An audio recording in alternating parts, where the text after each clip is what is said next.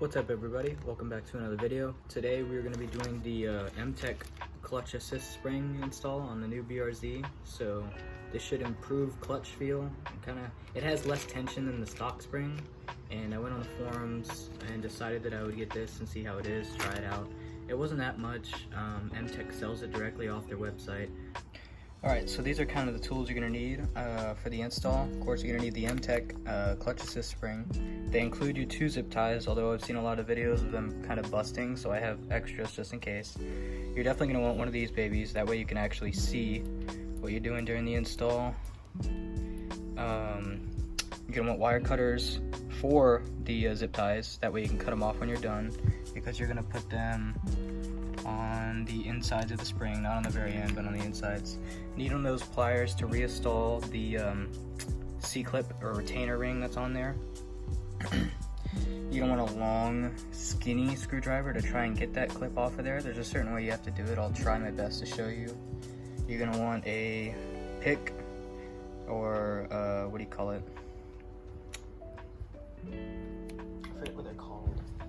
Oh, a punch. Yeah. I was gonna say, you're gonna want a punch, not a pick. Sorry, you're gonna want a punch, and you're gonna want a hammer with this. I gotta find my hammer real quick. That way you can get that bolt out once you get the C-clip off. And then this, I've seen people use a large flathead to get the remainder of the bolt off. I don't know if I'll need it, but we'll see in the video. Alrighty, so I cut the bag open for the spring. As you can see, they give you 2 zip ties. The ones in people's videos were like white, but mine are black, I guess. I don't know, maybe new. And then this is what the spring looks like. You can kind of easily compress it with 2 hands. And then I'm taking this one out because you need an even smaller screwdriver for that C-clip if you guys want to see. It's a Craftsman. So this is kind of what you need for the C-clip because that thing is freaking tiny.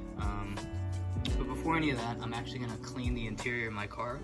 So I'll do a time lapse.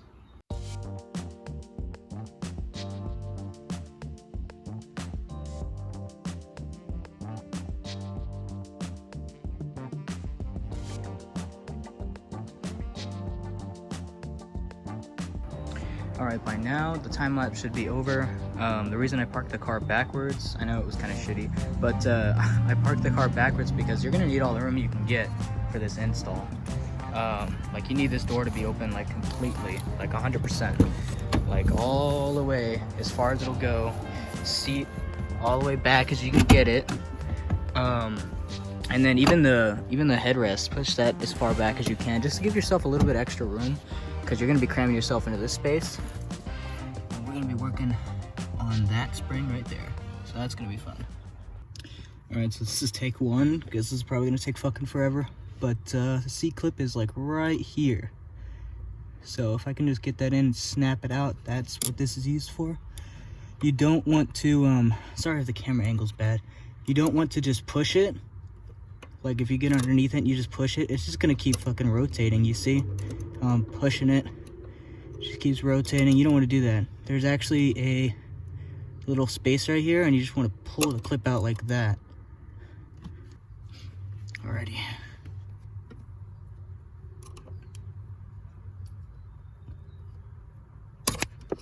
Alrighty. Nice, we got it. That was only attempt 2, so that's pretty good. This is what that C-clip looks like. So earlier when I was showing you guys me pushing it up, that was me getting it from like kind of this angle. The camera can focus. And then you gotta hook it under here. So once you do hook it, it pops out, so just be ready for it. I got lucky, you guys gotta have a way to catch it. So yeah, we'll get to the second step of this video. Don't lose this C-clip, by the way. Don't lose this. Put it in a safe place until you're done with the install. Alright boys, I'm back. I got a smaller chisel, whatever you want to call it, punch, and then I found a small hammer to try and hit that, what do you call it? It's called a pin, not a bolt. I keep calling it a bolt, I don't know why. It's called a pin because a bolt has threads and stuff, like yada yada yada, whatever. But what do you call it? I'm gonna get that pin out. But it's really challenging because of how small the diameter and the foothold is over here, so I'm gonna try and show you guys as best as I can. I might have to sacrifice the camera footage to get further in there, I don't know. Okay, so hopefully you guys can still see. Man, I'm like literally upside down right now, guys. It is not too fun, honestly. To be completely fairly honest, this fucking sucks. But hopefully you can see what I'm trying to get out. It's right here. Hopefully the camera can see it well enough. Maybe. Oh Lord. Yeah, you can kind of see it. It's like right here. You can kind of see that where the spring is, right above it. There's a pin right there that I gotta get out. So that's kind of my situation right now.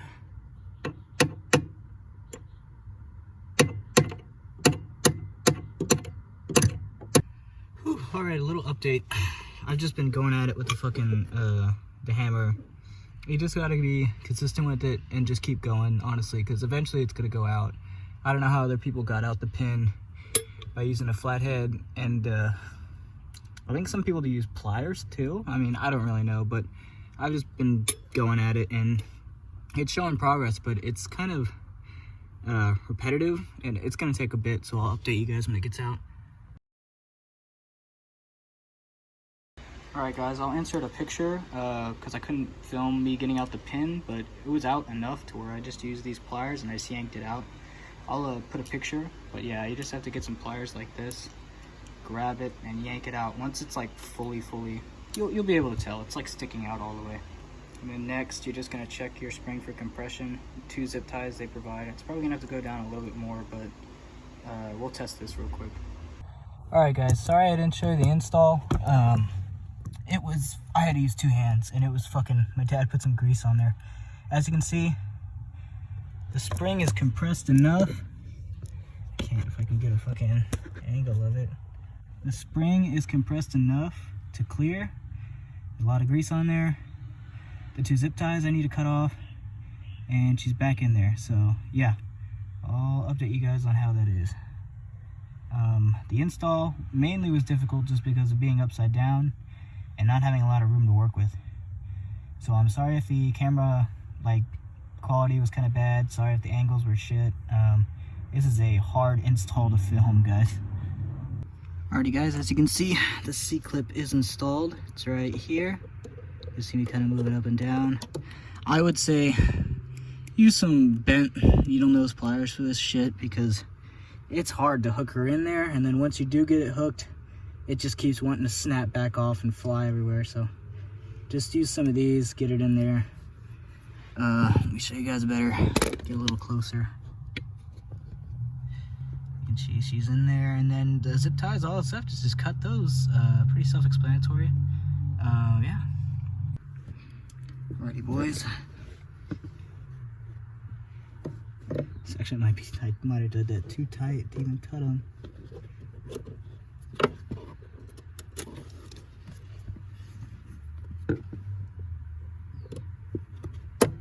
That's one. And then you can kind of just grab these zip ties and rotate it around a bit just to kind of get near you as much as you can. So it is a spring after all, so she'll rotate a little bit more. There we go. Ooh. And that's 2.